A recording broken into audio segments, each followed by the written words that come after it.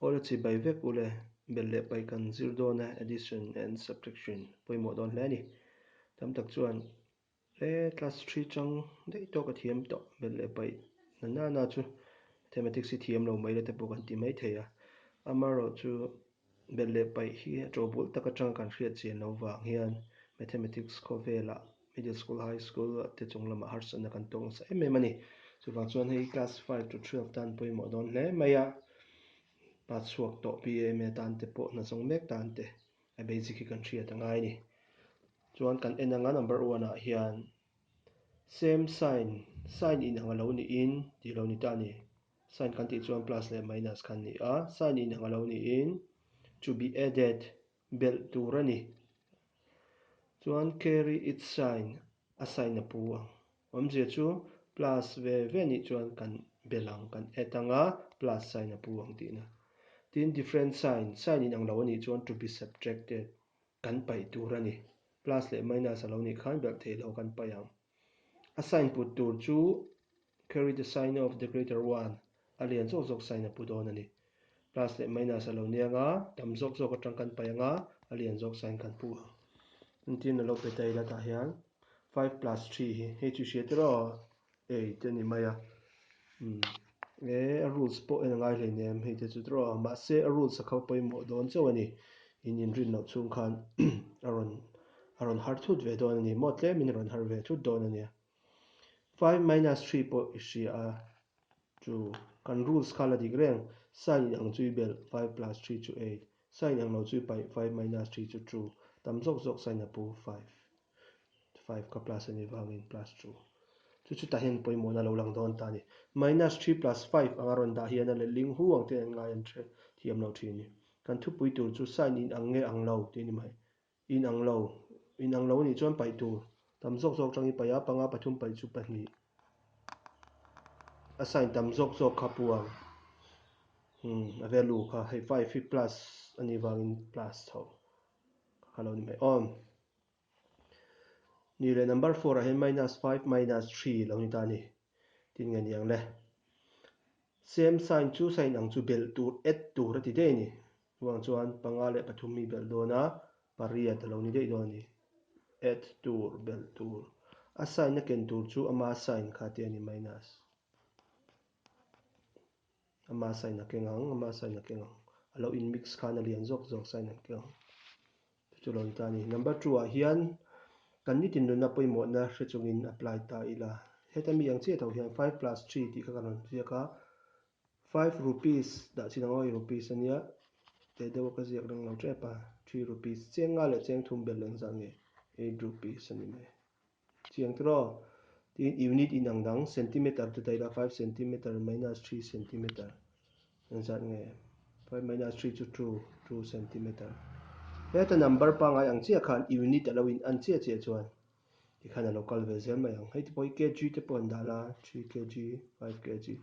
kg nga kg thumi pai don ti na ni me kg ni tro khan assign kha keng zera ke ta mi ang khan ta hian minus 5 en kan dang on minus 3 idu dui da the lai hi chuan ti lai mi ang te poi da theya thil du mai ta hi chuan en pok hi da vek the hian unit hi chu idu dui da anga meter te pawh dala meter minutes te pawh hai nang vek tho minus 8 tiang khan on kal mai do ni chu chuan poimo ta chu algebraic expression alo ni khan boi ta thina chu kan en du lai pawh ni reng ani kan en lenga number 4 a 5x plus 3x han ti khan an boi ta rewa 5 3 a 8 an thiam viau lai khan 5x plus 3x ni khan an boi ta do thini hei poi bel le tom mai ro 5 plus 3 ka 8 ani ang chia khan 8x ani mai 8x kan soi ang chia mai 5 kg plus 3 kg to 8 kg ti ang kan unit in angai ingai mi ang hi kg mo centimeter ti ang khan ingai tu the ani all sum nan chu variable an ti ta x te y te kha z te alo om chan po ni ta ni unit in ang property in ang ti na lo ni mai in an lo chuan bel thei mi alo ania mi pa pangale mi che pathum hi bel khomin mi pa engzat nge te tila thei mi lawa property in ang zel angai ta ni mo ka ti ang zel khan ka khain chin che don ya pen pangale pen pathum chu pen pariat ti ang khan x iti join dura pen ti ang ta ban chin che la mo mishring ti ang te po khan chin che la mishring i bel chuan mi pangale mi pathum chu mi pariat ti ang khan property in ang i bel zelang chu hei po hi ti ni lo ngai ta x ang y ang ten lo dai le tro y 5y minus 3y pen panga a pen pathumi pain pen pani atiang khan true y mo y te po hi du khan ni hisab theya ta po hian z te po kha la ra tro z ta po ngai ang chi khat unit in ang awang khan i bel le moi pai mo thei ni rule sang khan sa in ang lo ni wangin 5 a 3 pai chu 2z mo ka khalo ni zel mai ni chu ta po hian minus 5 he kan da le ang minus 5 a te po dai la minus 3a mo lo in ang le don ta ni he po a here minus 5 times a here minus 3 times minus 5 le minus 3 chu bel khan minus 8a mo tiang deuh hin mai an tram ti pon lo ching chi an tram tel nga minus su ba ang khan lo ching chi la an tram tel ngai ba an tram tel thum mi ba le a va in an tram tel re di ba minus te chu ba ang te pon chin chi en awal du nya zero hi balance nei mi lo hong ten kan da ver chim chim mo chen khati nei chuan plus 1 engzam mai ni lo chuan 0 tro chen khati bai i ba chuan minus 1 tiang zel khan cheng zai nei chuan plus 100 cheng zai bat chuan minus 100 yen te khan chut ta la mo cheng so mi ba a cheng so mi ba le a som ni ba bel le ngai ni han thiam chen lo chuan ngai to chen du lo chuan an pai dei zela yang vel mai mai khan ni he hi chu unit in ang ka soi ka khreng ru pen mo poisa mi pa ka tiang khan du khan i vuat thei ni le kan kal lenga heng variable so hi kan an siam dang lam hret do ni ti point la om the ni x square align ang tho tro pakhat x square pakhat x cube te modi ni se chon property nang lo i bel theya x square kha voi nga x square kha voi thum 5 plus 3 chu 8x square di khain da thawang khata khanyan thiam to lo chin multiply 10 to x power 4 mo multiply le division te ne ngai pol kwal thin ni khala mani lo ni bel le pai chau ni kan zil y square kan da le 5y square 3y square tinge kan te kina y te polong se tro square y bom ngai ne ya y bom thumi e ya y bom ni la nei mai do ni draw true y square 5 minus 3 ti ka poimo mani true khamo e chu in an khap chuan tha ni mai i du in he chu so yang pen nga poi ngai thei pen panga pen pathum pai pen pahi tiang khan thil in ang na chu in anga i ngai tlat thei ni chu he po da le i la tro i du chuan xy po da la in ang xy le xy la hi boi lo tu an chuan to mo in an chuan du angin pen angin kala consider vek thei xy pen panga pen pathum pai tiang tho khani 5 par 3 pai chu 2xy an chuan a tha x square y square z square te poda te lama seleng lawa x square y square an thlap chuan tha ni mai chu la hi all lai to chu mai minus 5 le minus 3 chu minus 8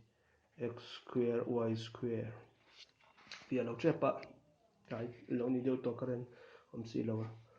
chu ni mai lo inang thlap lo se x square te ta hian x power 1 te ni se chuan a bel khom thei lo property in ang lo ni mai ka chu bel thei lo ni mai riula number 6 a in poimo teu chu hi class 7 8 so tanga poimo chu cert kan ti ho non perfect square ho ang kan da chin do ni he en lokula 5 root 2 plus 3 root 2 yang chi kan en loka har mel ta ni hi boy du su root 2 le root 2 in an chuan an thlap chuan he lai mut ang khala ni reng pen ti ang thau khan ani in an chuan chin che ro hei pen a ngai ro hei pen a pen panga a pen pathum bel chu pen pariat ti tluk lek khan ngai ro chumin ni rawa algebra chu ka thiam thei lo re ti ngai to chuan buai mai ang 8√2 a in an chuan a lawm awm ani mai lawm tur ani ringon mai ni 5√3 a 3√3 pawh paih hei √3 helai √3 la hi har do ngai lo la in an chuan a tha theih hai pum nga a theih hai pum thum paih ang kha ni don mai thiam em ti eng lai dawanga theih hai pum ni mai lo mi in anga ka te khin ka ti khan kha so yang khai mai student a pongai la student ngai chuan student panga student pathum kha i pai chuan student panin om tiang chuan thiam tur √3 √7 te kan da singa √7 hei nang le ala in an kha chuan to 5 a 3 pai lenga 2√7 sira khani ziak ve mai don lawm helai root om ho ka chu boi phanan man tur ani lo tiang zel khani mai ta hian root dang po khai du chuin da the root sang deuh te po kan da chin ang √11 te lo da la √11 -5 le -3 bel le ro -8 √11 a in an chuan tiang khani mai pen le pen hang thau te khani langai thei poisa le poisa ang khan kan soina sa hle mai soi fi kan tum na pen te poisa te mihring te ti khan chiang do tur anga ila multiplication a chuan a lo dang le do ni ang te hi eng lai te po hi chu kan khoi ri lo anga na kina kan la en do na ni bel le paih hi thiam vek turin du sakna kan hana cheu o kan to pot don nia ole